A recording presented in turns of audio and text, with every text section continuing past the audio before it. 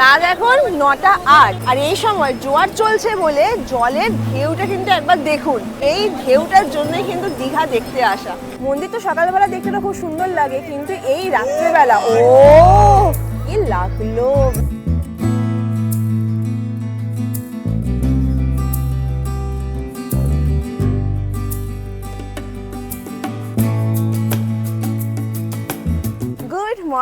Good morning from Esplanade. আজকে তারিখ হচ্ছে 19শে মে, আর মে মাস মানেই হচ্ছে গরমকাল, আর গরমকাল পড়লেই একবার না একবার দীঘা যাওয়া তো ম্যান্ডেটারি। আমি এই 4বারের মাথায় কিন্তু দীঘা যাচ্ছি, কিন্তু এবারে দীঘা যাচ্ছি এসপ্ল্যানেড থেকে সরকারি বাসে। WBTCর বাস, নন এসি বাস। টিকিট কেটে নিয়েছি, সকাল 6:50-এ বাসটা ছাড়বে। আর বাসের ভাড়া পড়েছে 145 টাকা করে পার হেড, দুজন যাচ্ছি। এইরকম টিকিটের পিছনে সিট নাম্বার সমস্ত কিছু দেওয়া আছে।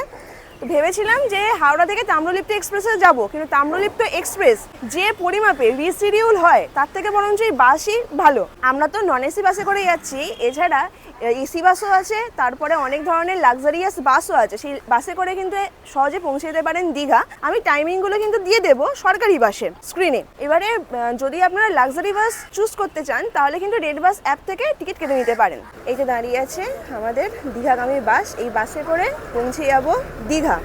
সময় এখন 6:52। আমাদের ধর্মতলা থেকে বাস ছেড়ে দিল। আরেকটা জিনিস দেখাই, আমরা যে সিটে বসেছি সিটের লেগ স্পেস কিন্তু ভালোই আছে, আর সিটগুলোও ভালো। এরকম বাসের অবস্থা এখন।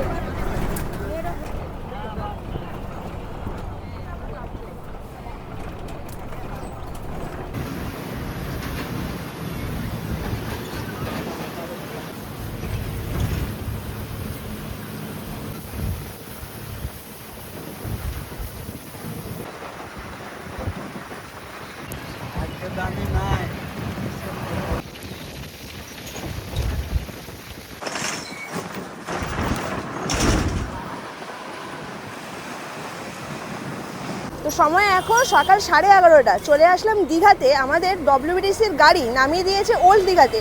এই গাড়ি কিন্তু নিউ দীঘা পর্যন্ত যায় না। তো চলে আসলাম আমরা হোটেলে। আমাদের হোটেলের নাম হচ্ছে রেনেসা কোস্টাল ইন, আর এই হোটেলের লোকেশন হচ্ছে ওল্ড দীঘার ব্যারিস্টার কলোনিতে।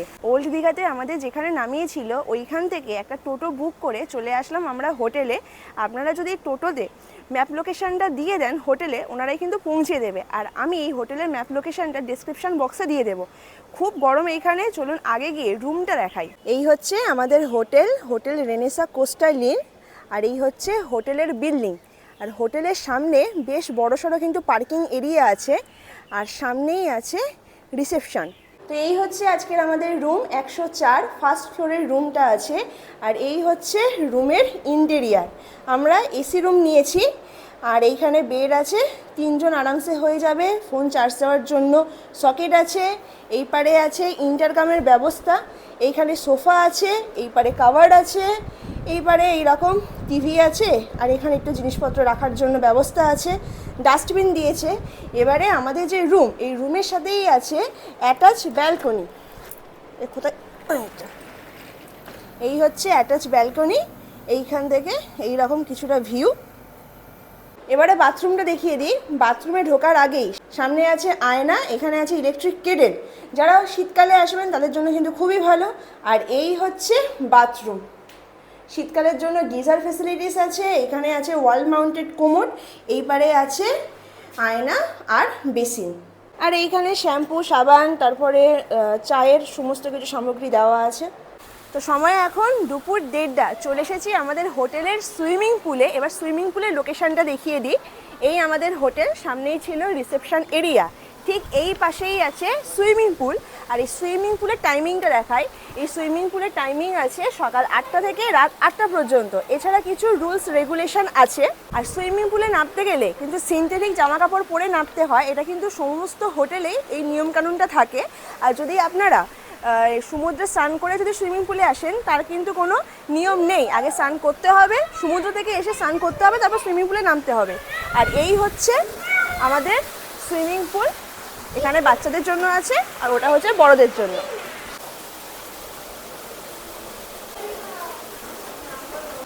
এবারে সুইমিং পুলে জল খুব কিন্তু ঠান্ডা নেই, নর্মালি আছে।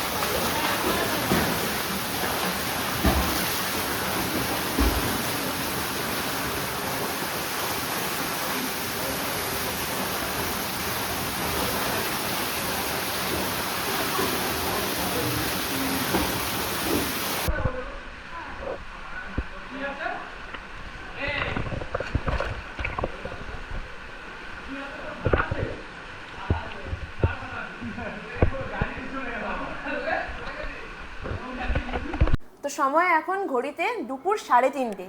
ফ্রেশ ট্রেশ হয়ে চলে এসেছি আজকে লাঞ্চ নিয়ে। আমরা এই যে ওল্ড দীঘার হোটেল রেনেসা কোস্টালিনে আছি, এই হোটেলের নিজস্ব রেস্টুরেন্টও আছে, কিন্তু দুপুর 3:30-র মধ্যে ওই রেস্টুরেন্ট কিন্তু বন্ধ হয়ে যায়।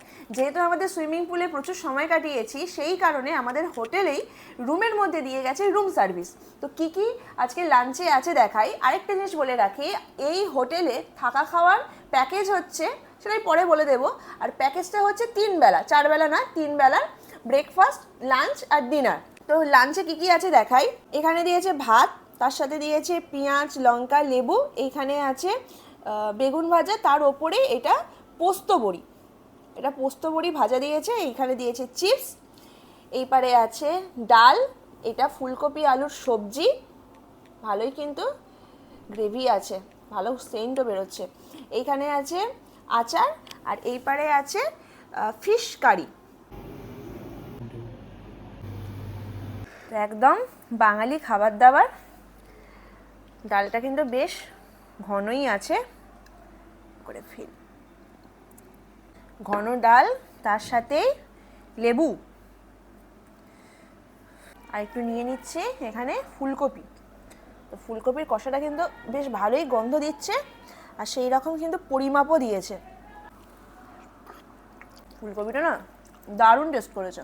তো এবারে পালা মাছের। সি বিচে এসেছি আর মাছ খাবো না, কি হতে পারে? খাই রে মাছটা। আর এই হচ্ছে মাছের সাইজ। আচ্ছা, এটা কিন্তু রুই মাছ, কাতলা মাছ না, এটা রুই মাছ। যেরকম দেখতে সেই রকম খেতে। তো বিকেল 5:30 বাজে রেডি শেডি হয়ে বেরিয়ে পড়েছি একটু ওল্ড দীঘা সি বিচকে ঘুরে দেখতে। তারপরে আমরা যাব জগন্নাথ মন্দির। আমাদের হোটেল থেকে এই ওল্ড দীঘা সি বিচ পায়ে হাঁটা মাত্র 1 মিনিটের মতো। এই সামনে আছে ওল্ড দীঘা সি বিচ, এটা হচ্ছে একটা পার্ক। এখন তো এই রকম দেখতে লাগছে, আর কিছুক্ষণ পরে মানে যখন অন্ধকার হবে তখন লাইট জ্বলবে, দারুণ দেখতে লাগে, বলতে গেলে পুরো মায়াবী পরিবেশ লাগে। আর সামনেই দেখা যাচ্ছে আমাদের উত্তাল সমুদ্র, পাশেই আছে সমুদ্র। এই রকম বসার সিটিং অ্যারেঞ্জমেন্ট আছে, আর এই রকম রাস্তা, এই রাস্তা দিয়ে হেঁটে হেঁটে যেতে কিন্তু বেশ ভালোই লাগছে। আর দূরে মানুষজন কিন্তু এই সমুদ্রের পাড়ে নেমেছে। এই সময় কত মানুষজন এসেছেন এই সমুদ্রের পাড়ে বসতে, অনেক মানুষজন তো নিচেও নেমেছেন। দেখি এবার একটু নিচে নামি। যেহেতু এখন ভাটা চলছে সেই কারণে তো জল বহু দূরে, কিন্তু জোয়ারের সময় এই পর্যন্ত কিন্তু জল চলে আসে। আর এগুলো হচ্ছে সব বসার এরিয়া, এইখানে কিন্তু মানুষজন বসে থাকে। আর এই সময় কিন্তু অনেকে কিন্তু স্নান করতে নেমেওছে।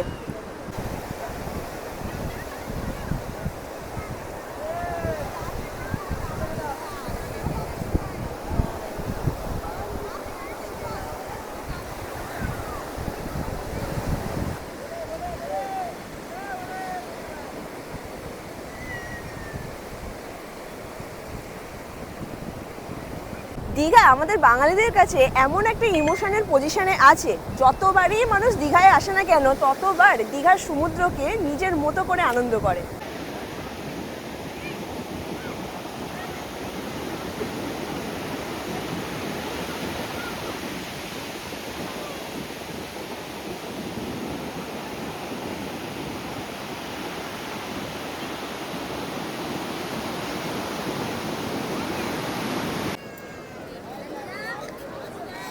কিছুক্ষণ আগে যখন এসেছিলাম তখন কিন্তু বেশ ফাঁকা ফাঁকা ছিল, আর এই সময় এখন সন্ধে কটা বাজে, এখন বাজে হচ্ছে সন্ধে 6:09।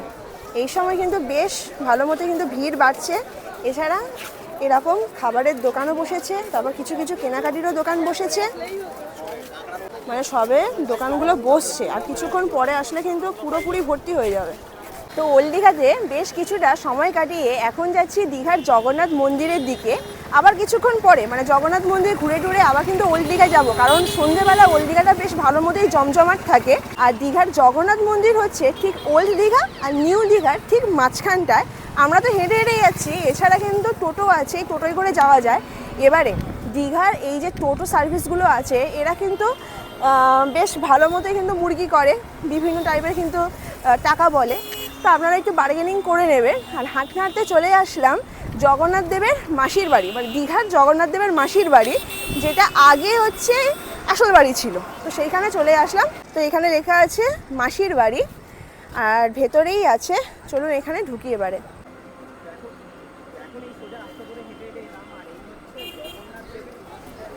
জগন্নাথ দেবের মাসির বাড়ির দুয়ার।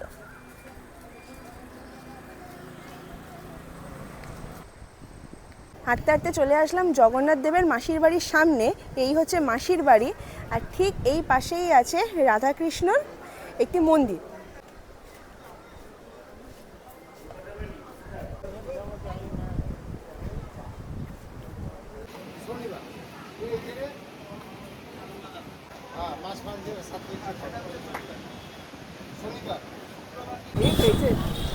তো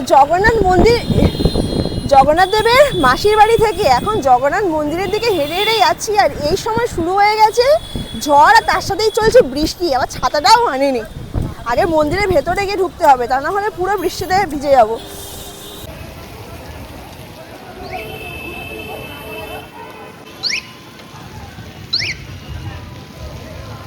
তো 7:30 বাজে চলে আসলাম জগন্নাথ মন্দিরের জুতো রাখার কাউন্টারের সামনে।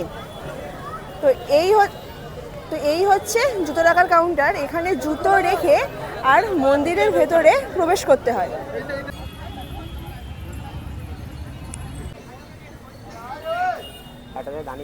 তো সামনেই আছে 2 নম্বর কাউন্টার। এই কাউন্টারে ব্যাগপত্র চেক করে ভেতরে ঢুকলাম। আর এই সময় মানে বৃষ্টির পরে বেশ ভালো মতোই কিন্তু এইখানে ভিড় আছে। আর এই একটা জায়গা করে দেওয়া আছে, এইখানে বসা যায়। তারপর এইখানেও না ফোন চার্জ দেওয়ার সকেট আছে। আর দূরে দেখা যাচ্ছে আমাদের দীঘার জগন্নাথ মন্দির। আর মাঝে মাঝে যখন বিদ্যুৎ চমকাচ্ছে কি দারুণ লাগছে এইখান থেকে।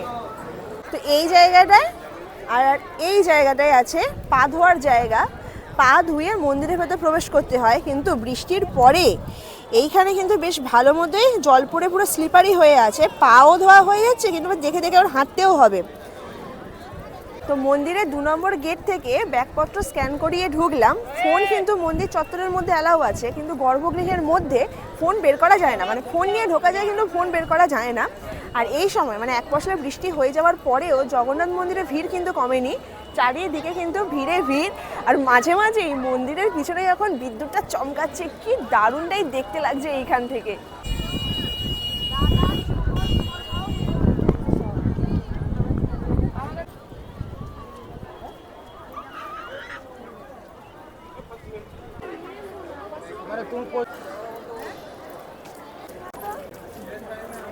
এখন সময় হচ্ছে রাত 8টা। আর 8টা মানেই হচ্ছে মন্দির বন্ধের সময়। আর মন্দির তো সকালবেলা দেখতে তো খুব সুন্দর লাগে, কিন্তু এই রাত্রেবেলা কি লাগলো বিদ্যুৎ চমকানোটা, দারুণ লাগলো। আর এই রাত্রেবেলা কিন্তু দারুণ লাগছে। আর বৃষ্টি ভেজার পরে মুহূর্ত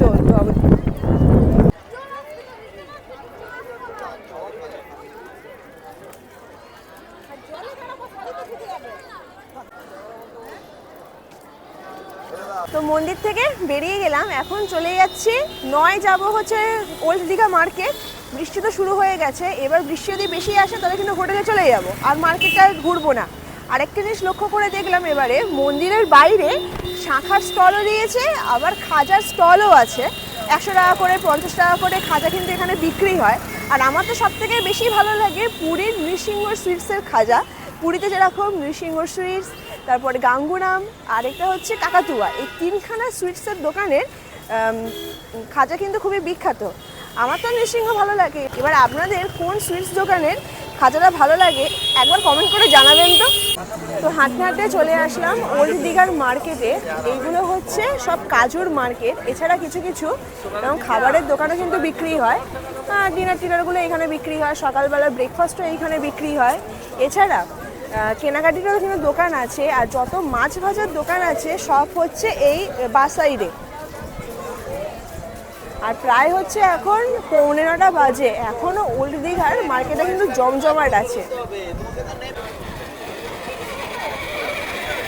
তো সামনে এইরকম কাজুর দোকান আছে, শুধু একখানা কাজুর দোকান না, পরপর পরপর প্রচুর কাজুর দোকান এইখানে আছে।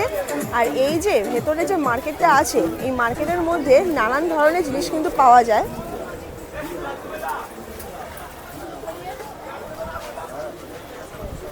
এখানে এরকম কাজু, এটাও কিন্তু কাজু, সব কিন্তু কাজু স্টল। এবারে ব্যাগও আছে। এরকম পরপর পরপর প্রচুর দোকান আছে যেখান থেকে কেনাকাটা কিন্তু খুব ভালোভাবেই করা যাবে। এইবারে যেরকম ব্যাগের স্টল আছে, এইবারে সোভেনিয়ার্সের স্টল আছে, এখানে মূর্তিরও স্টল আছে। এরকম পুরো মার্কেটটা কিন্তু বেশ বড়। এইপারেও আছে, এইপারেও মার্কেট আছে। এখানে বিক্রি হচ্ছে লাইন দিয়ে শাঁখা, শাঁখ, কলা, অনেক ধরনের কিন্তু বিক্রি হচ্ছে। এই পারেও দোকান আছে, মানে পরপর পরপর প্রচুর কিন্তু এখানে দোকান আছে। ওই পারে খাবারের স্টল আছে, আর যত মাছ ভাজার স্টল আছে কিন্তু সব সামনে।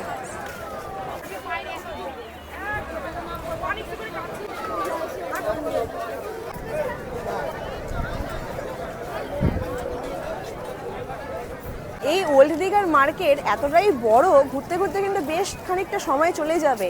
আর এই সন্ধ্যেবেলা ওল্ড দীঘার মার্কেট কিন্তু বেশ ভালো জমজমাট থাকে।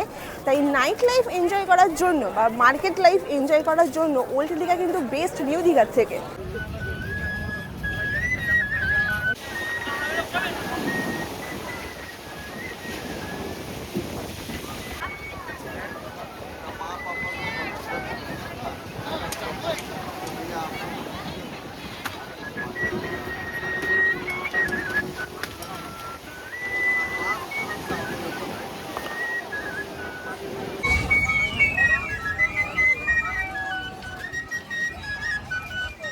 রাত এখন 9:08। বিকালবেলা যে জায়গাটায় মানে ওল্ড দীঘার যে জায়গাটায় সি বিচে নেমেছিলাম, আর এই সময় জোয়ার চলছে বলে জলের ঢেউটা কিন্তু একবার দেখুন। জল এতদূর চলে আসছে, আর প্রায় 1-2 ঘন্টার পরে কিন্তু জল পুরো এইবারে চলে আসবে। মানে দারুণ লাগছে। তো এই ঢেউটা দেখার জন্য কত টুরিস্টরা পরপর পরপর সব লাইন দিয়ে বসে আছে। মানে দারুণ লাগছে। আর এই জায়গাটায় লাইটটা পড়েছে ঢেউয়ের ওপর, আর মাঝে মাঝে যখন ওই আকাশের বিদ্যুৎটা চমকাচ্ছে, মানে একটা আলাদাই লাগছে।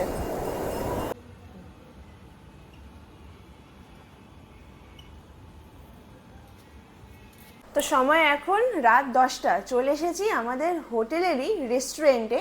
এই তো সুইমিং পুলের পাশেই আছে রেস্টুরেন্ট, এসি রেস্টুরেন্ট। আর আজকের আমাদের ডিনারে কি কি আছে দেখাই। এইখানে আছে রুটি, তার পাশে আছে সাদা ভাত, ডাল, পটল আলুর সবজি, আর হচ্ছে চিকেন কারি। আর এই পাশেই আছে ফ্রাইড রাইস আর চিলি চিকেন। এবারে বলে রাখি, আপনারা যারা এই হোটেলে থাকবেন, এটা হচ্ছে একটা থালি, এটা হচ্ছে চিকেন থালি। নয় আপনারা এটা পাবেন, নয় আপনারা এইটা পাবেন, মানে ফ্রাইড রাইস চিলি চিকেন। এবার যেটা হচ্ছে এখানে রান্না হবে সেটাই আপনারা পাবেন। এবার রুটি তো চয়েসেই আছে, নয় ভাত নয় রুটি। এবার যারা 2 দিন স্টে করবেন, এবারে আপনারা নিজেদের পছন্দ মতো কিন্তু চয়েস করে নিতে পারেন কোন দিন কি খাবেন। আর আমরা তো এরকম প্যাকেজে এসেছি, প্যাকেজ ছাড়াও কিন্তু আলাকাটের অপশান আছে। এবারে খাবারগুলো টেস্ট করি। আমরা তো 2 জন আছি, সেই কারণে আমাদের দুজনকে 2 রকমভাবে দিয়েছে। ফ্রাইড রাইসও দিয়েছে, আবার এদিকে চিকেন থালিও দিয়েছে। অল্প অল্প করে সমস্ত কিছু টেস্ট করে বলছি। তো ফ্রাইড রাইস নিলাম, আর এইবারে চিলি চিকেন নিলাম। চিকেন কারিটাও ট্রাই করব, সেই কারণে। আগে ওটা খাওয়াও, একসাথে কি করব? আরে না, একসাথেই হচ্ছে ট্রাই করে বলে দেব। সাদা ভাত, আর এইবারে আছে চিকেন কারি। ও চিকেন কারিতে কিন্তু 4 পিস চিকেন আছে। চিকেন কারিটা কিন্তু বেশ ভালো টেস্ট হয়েছে। যেন মনে হচ্ছে আমি ঘরে খাচ্ছি, মার হাতে যেন ঘরে চিকেন হয় সেরকম খাচ্ছি। আর এবারে হচ্ছে ফ্রাইড রাইস আর চিলি চিকেন। বেশ ভালো হয়েছে। Good morning from Digha. এখন সময় হচ্ছে সকাল 8:30। আমাদের হোটেল থেকে একটা টোটোয় করে চলে আসলাম দীঘার মোহনাতে। আর টোটো ভাড়া লেগেছে 20 টাকা করে পার হেড। তো দীঘার মোহনাতে টোটো সার্ভিসও আছে, আবার এই পারে অটো সার্ভিসও আছে। আমরা তো শেয়ারে এসেছি, আপনারা চাইলে রিজার্ভ করেও কিন্তু আসতে পারেন। তো একেবারে চলে আসলাম মোহনার এইখানটায়। আর এই জায়গাটায় পরপর সব মাছের দোকান আছে। এছাড়া এই পারে খাবারের দোকানও আছে, তারপরে এই পারে শপিং করার জন্য দোকান আছে, মানে জুয়েলারিস ফুয়েলারিস পাওয়া যায়। আর ওই পারেও খাবারের দোকান আছে। আর মাছগুলো কিন্তু পরে দেখাচ্ছি, আগে ওইখানে যাই। তো সামনের দিকে হেঁটে হেঁটে যাচ্ছি। আগে এতগুলো কিন্তু দোকান ছিল না, আমি প্রায় এসেছিলাম 1.5 বছর আগে। আর এখন এখানে বেশ ভালোই কিন্তু দোকান পাটশালগুলো বসেছে। এই পারে সানগ্লাস পাওয়া যাচ্ছে, এই পারে এইরকম জুয়েলারি পাওয়া যাচ্ছে। বাহ, বেশ ভালোই কিন্তু জমজমাট আছে এই রকম সময়ে। মাঝখানে এইরকম উঁচু মতো একটা স্ল্যাব করে দেওয়া আছে, এখান থেকে হেঁটে হেঁটে সেই দূরে যাওয়া যায়। আর বাদিকেই আছে নদী, এই নদীটার নাম হচ্ছে চম্পা নদী। আর ডান দিকেই দেখা যাচ্ছে আমাদের বঙ্গোপসাগর।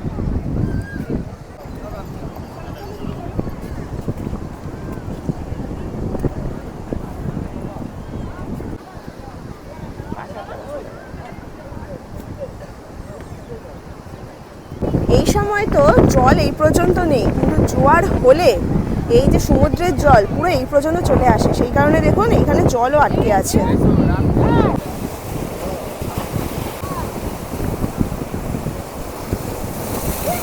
তো একেবারে এই মোহনার বিচে কিন্তু চলে আসলাম। যখন জোয়ার চলে তখন ওল্ড দীঘায় আর নিউ দীঘায় কিন্তু স্নান করা যায় না, মানে অতিরিক্ত জোয়ারে তখন মানুষজন এই মোহনায় স্নান করতে আসে। আর এই সময় তো পুরো ভিড়ে ভর্তি। এই পারে খাবারের দোকানও আছে, তারপর ঘোড়া রাইডও আছে, এপারে দাব আছে। আর কতটা জমজমাট দেখুন একবার মোহনাটা, বেশ ভালো লাগছে কিন্তু এইখানে। আর একটা জিনিস দেখলাম, সেটা হচ্ছে এই তো সমুদ্রের পাড়ে কীরকম নোংরা করে রেখে দিয়েছে। ডাব খাচ্ছে, ডাবটা তো একটা নিজস্ব জায়গায় ফেলি, ডাবটাকে নিয়ে সমুদ্রে ফেলে দিল। তারপর হচ্ছে চায়ের কাপ টাপ সমুদ্রে ফেলে দিচ্ছে। শুধুমাত্র এটা কিন্তু ট্যুরিস্ট স্পট না, এটা হচ্ছে আমাদের বঙ্গোপসাগর। কেন আমি সাগরটাকে নোংরা করব? একটা জায়গায় তো ইউজ করা যেতেই পারে, মানে ডাস্টবিন ইউজ করা যেতে পারে, কিন্তু মানুষজন কিন্তু সেরকম ইউজ করবে না, কারণ মানুষের সিভিক সেন্স নেই। আর এটা হচ্ছে মোহনার একটা মাছ বাজার। এইখানে এখন বিক্রি হচ্ছে ইলিশ, এখানে ইলিশ বিক্রি হচ্ছে, ওই পারে পমফ্রেট বিক্রি হচ্ছে, ওই পারে কাঁকড়া আছে, তারপরে চিংড়ি আছে, আর এটা হচ্ছে পাবদা।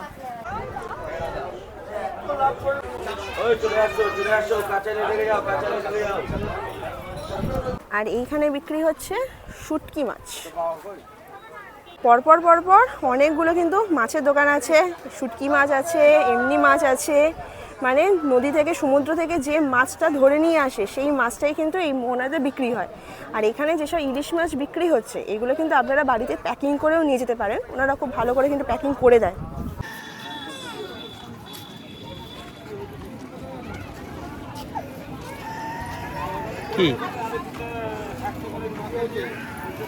তো মোহনা ঘুরে চলে আসলাম আমরা হোটেলে। আমাদের এই যে দীঘার হোটেল রেনেসা কোস্টাল ইনের কিছু কিছু রুম দেখিয়ে দিই। তো এই রুমটা দেখাচ্ছি 305 নম্বর রুম। আর এই হচ্ছে রুমের ভিতরটা, এটা সিঙ্গেল বেডরুম, এখানে 3 জন হয়ে যাবে। আর যেরকম আমাদের রুমে ছিল সেই রকম কিন্তু এরকম রুম কভার্ড আছে। আর এই পাশেই আছে ব্যালকনি। আমাদের রুমের ব্যালকনি ছিল হচ্ছে সাইড ব্যালকনি, কিন্তু এই ব্যালকনিটা হচ্ছে ফ্রন্ট ব্যালকনি। এই হচ্ছে ব্যালকনি, আর এই ব্যালকনি থেকে হচ্ছে সামনের ভিউ। এটা এসি রুম। আর এই পারে আছে ফোন চার্জ দেওয়ার সকেট, ড্রেসিং টেবিল আছে। এবার বাথরুমটা দেখিয়ে দিই। এই হচ্ছে বাথরুম, শীতকালের জন্য গিজার ফেসিলিটিসও আছে। এবারে দেখাচ্ছি 201 নম্বর রুম। এটা হচ্ছে সেকেন্ড ফ্লোরে, আর এটা হচ্ছে 4 বেডেড রুম। এইখানে 2 জন 4 জন হয়ে যাবে, ম্যাক্সিমাম হয় কিন্তু 5 জন। এটাও কিন্তু এসি রুম, সামনে বড় একটা জানালা আছে, এই পারে টিভি আছে, এখানে ছোট টেবিল আছে, এই পাশেও আছে কিন্তু ইন্টারকমের ব্যবস্থা। এই হোটেলের প্রত্যেকটা রুমের সাথে কিন্তু ইন্টারকমের ব্যবস্থা আছে। এই পারে সোফা আছে, এই পারে আছে কাভার্ড, আর এইখানে আছে আয়নার ড্রেসিং টেবিল, তার সাথেই কিন্তু দিয়েছে ইলেকট্রিক কেটেল। আর এই হচ্ছে সাজ সরঞ্জাম, জলের বোতল আছে, তার পাশেই আছে বাথরুম। এবার বাথরুমটা দেখাই। এই হচ্ছে bathroom, western bathroom, geyser facilities আছে শীতকালের জন্য। এই পারে তো বেশি নাই না আছেই। আর এই 4 বেডের রুমের সাথে মিনি ফ্রিজেরও কিন্তু ব্যবস্থা আছে। এই হচ্ছে মিনি ফ্রিজ, জলের বোতল ফোতল সমস্ত কিছু রাখা যাবে। আর এই 4 বেডের রুমের সাথেও অ্যাটাচ ব্যালকনি আছে। এটা কিন্তু ফ্রন্ট ব্যালকনি। এই হচ্ছে ফ্রন্ট ব্যালকনি। বাহ, এই ব্যালকনিটা কিন্তু বেশ বড়সড় কিন্তু ব্যালকনি। আর এইখান থেকেই দেখা যাচ্ছে সুইমিং পুল। আর এটা তো পার্কিং লট। তো চলে এসেছি এখন আমাদের হোটেলের রিসেপশন এরিয়াতে। এবার দাদার কাছ থেকে প্যাকেজ ডিটেলস আর রুম ডিটেলসগুলো একবার জেনে নিই। দাদা ফার্স্টে আপনার নামটা বলবেন। আমার নাম মনোজিৎ দাস। হ্যাঁ, আমাদের 3টে রুম, আমাদের 3 রকমের আছে। 4 বেড আছে, ডিবিআর আছে। ডিবিআরের মধ্যে আমাদের 2টো ভাগ আছে, একটা ব্যালকনি, একটা উইদাউট ব্যালকনি। যদি আপনি 4 বেডে 4 জন থাকেন তো 1350 টাকা করে পার হেড পার ডে। যদি 5 জন থাকেন তাহলে 1000 টাকা করে পার হেড পার ডে, মানে 999 পার হেড পার ডে। আমাদের ডিবিআর যেগুলো উইদাউট ব্যালকনি আছে সেগুলো হচ্ছে আপনার যদি 2 জন থাকেন তো 1350 টাকা পার হেড পার ডে। যদি আপনি ব্যালকনি নেন তো 100 টাকা করে পার হেড আপনার এক্সট্রা অ্যাড হবে। আর যদি 3 জন থাকেন তো 999 পার হেড পার ডে। যদি আপনি ব্যালকনি নেন তো তখন পার হেড 100 টাকা করে এক্সট্রা অ্যাড হবে। আর এছাড়াও আমাদের লিফটের ব্যবস্থা আছে, সুইমিং পুল আছে, ফ্রি পার্কিংয়ের ব্যবস্থা আছে, ওয়াইফাই আছে, লিফট আছে। আর বুকিং নাম্বারটা? বুকিং নাম্বার আমাদের স্ক্রিনে দেওয়া আছে। ঠিক আছে। তো এখন বাজে হচ্ছে 11:15, অনেকটাই লেট হয়ে গেছে। চেক আউট কিন্তু আমাদের হয়ে গেছে, 9:30 চেক আউট এই হোটেলে। এখন এসেছি ব্রেকফাস্টে। আর ব্রেকফাস্ট কিন্তু আমাদের প্যাকেজের মধ্যে ইনক্লুড আছে। তো এখানে দিয়েছে লুচি আছে, ঘুগনি আছে, তার সাথেই আছে ডিম সিদ্ধ।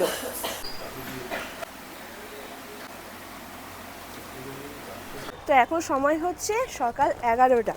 ব্রেকফাস্ট করলাম, চেক আউট করে ব্যাগপত্র নিয়ে কিন্তু বেরিয়ে পড়েছি। এখন চলে যাব আরেকটা হোটেলে। আমাদের দীঘাতে 2 দিন স্টে করার কথা ছিল। আর এখন দীঘাতে যা হোটেলের চাপটা চলছে, রুম কিন্তু পাওয়াই যাচ্ছে না। তো এই হোটেলে আমরা একটা দিনের জন্য কিন্তু রুম পেয়েছিলাম, আরেকটা হোটেলে আরও একদিনের জন্য রুম বুক করেছি। তো ওই হোটেলে যাচ্ছি, আর ওই পার্টটা কিন্তু অনেক দিন পরে আসবে। তো এই ছিল আমার দীঘা ভ্রমণের ভিডিও। যদি ভিডিওটা ভালো লেগে থাকে অবশ্যই ভিডিওতে কমেন্ট করবেন, লাইক দেবেন, পরিবার প্রিয়জনকে নিয়ে দীঘাতে ঘুরতে নিয়ে চলে আসবেন। দেখা হচ্ছে নেক্সট ভিডিওতে। আজকের দিনের মতো আমার ছুটি, টাটা।